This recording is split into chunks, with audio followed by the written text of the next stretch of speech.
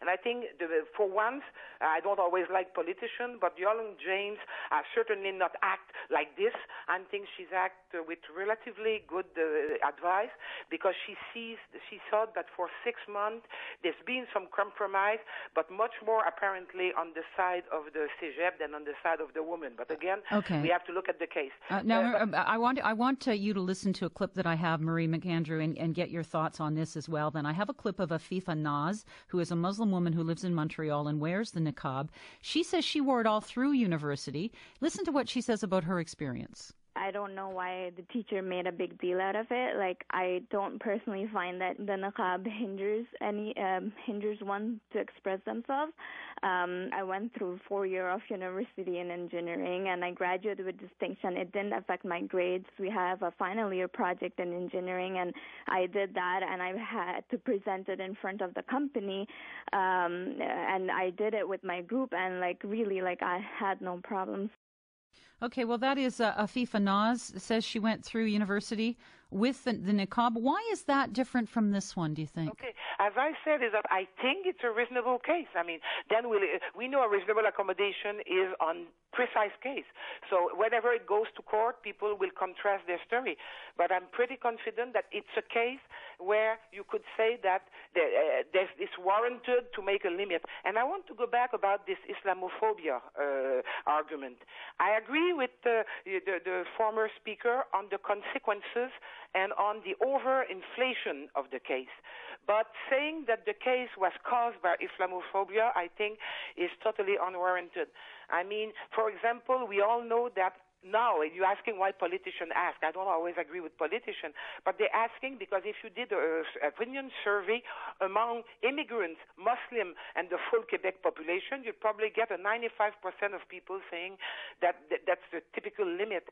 So in a way, the idea that this is anti-Islamic, this case is not warranted, because you could say, talk to anybody in Quebec, being Muslim, being immigrant, being from French origin, everybody will say that's the social limit, we don't accept it. Okay, now, and you're raising... So, 1 minute, there is negative consequences, and this case is overinflated by the media. Okay, you made that point. I want to ask you a specific question about politicians, because you've raised the point about politicians. Christian St-Pierre, Quebec's minister responsible for the status of women, has described the niqab and the burqa as ambulatory prisons that violate a woman's right to equality. What do you think of that view? I think there is a strong feminist, both Muslim, not Muslim, immigrant, non-immigrant sentiment in that regard.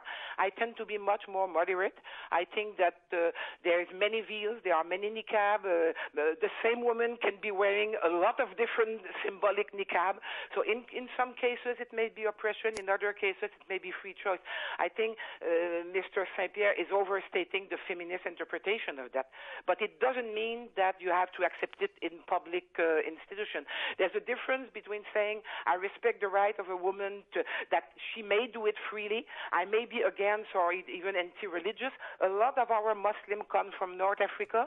They left because there was le Front Islamique de Salut.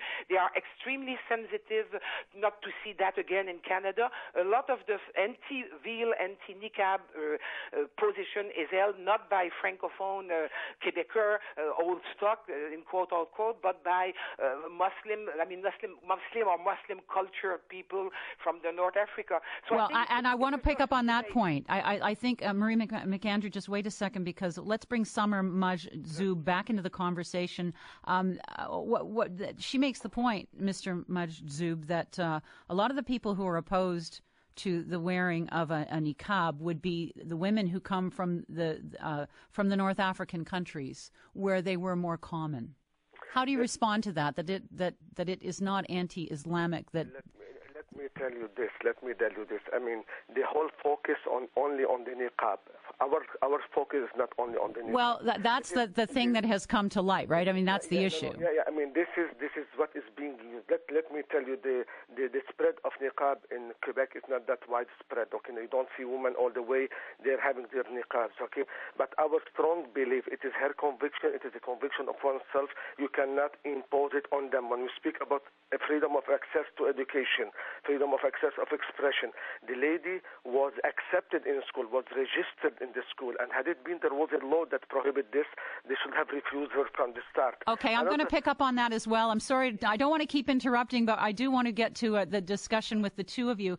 Marie McAndrew, maybe you can explain to us what reasonable accommodation means to you, because this is Mr. Majzoub's point as well, but maybe explain to us what it means to you. Okay, reasonable accommodation is that when you have a norm or a rule that is applied to everybody, but does have an impact, a discriminatory effect on some people because of their handicap, because of their belief, because of their any peculiarity there may be, you may make an exception to that rule so that people can participate more fully into your institution. So that's the accommodation part.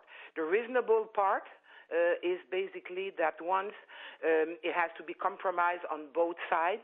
Nobody should cling to their identity moderation should mark both the people who require the accommodation and the people who welcome them in service or as employer. So identity moderation on both parts, compromise, and the employer or the service provider has to show that they have shown in good faith they've tried to find a solution. So that's why it lasted 6 months, because if they had told the woman once on the spot no niqab, then it would not fit under the what they call the undue hardship, the fact that in some cases you cannot find a solution and then you're justified to say then we've tried but we cannot find a common ground. Again, I don't want to comment too much the case because that's the mechanic. Now we will have to contrast stories, because I think both the other speaker and myself, we're speaking, as I said, about the man who saw the men kill the bear, well, as we say in French.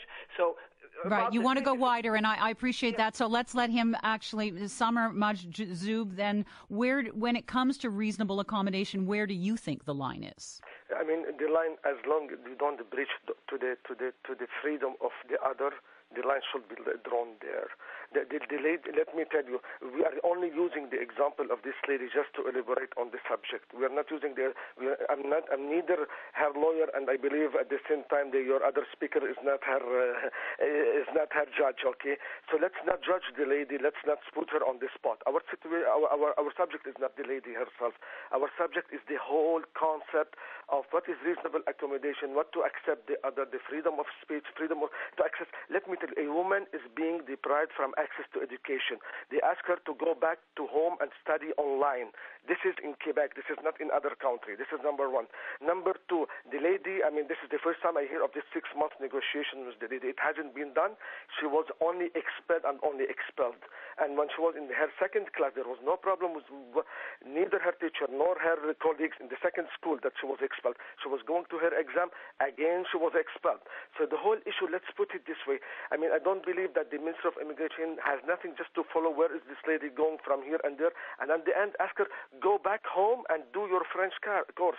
This is Quebec depriving a woman from access to education. And this is too big. And when we speak about freedom, the freedom should be applicable on all aspects of the society. Should not be limited only to this woman and deprive it from the another woman. Okay, so let's hear Marie McAndrew's response. I don't disagree fully with everything he's been saying, but let's put an example. It seems to assume that we have an unlimited right to access public education and to bite the rule of public education the way we want. Let's say I had an example in my class yesterday, somebody who mentioned that when they started teaching at college long time ago a course about race and racism, they had a neo-Nazi students who insisted that he would not answer that race did not exist, but that race existed, and he had a really strong neo-Nazi feeling. I mean, he was not allowed to succeed his exam. So I think it's not true to say that we have an unlimited access to public education, but public education is defined by the society, and society sets rules about public education. Then some of those rules can be adapted when you are at the margin, but not every rule of public education can be adapted. And I don't think we can use this argument saying there's freedom, anybody should access public education the way they want. But I want to go back about the overinflation of this case. I fully fully agree with Mr. I always forget his name. I'm so sorry. Majzoub. Rajid, that there is an overinflation of this case. The niqab is not very frequent in Quebec, and media are putting an enormous stress on this case, while there's within the Muslim community there are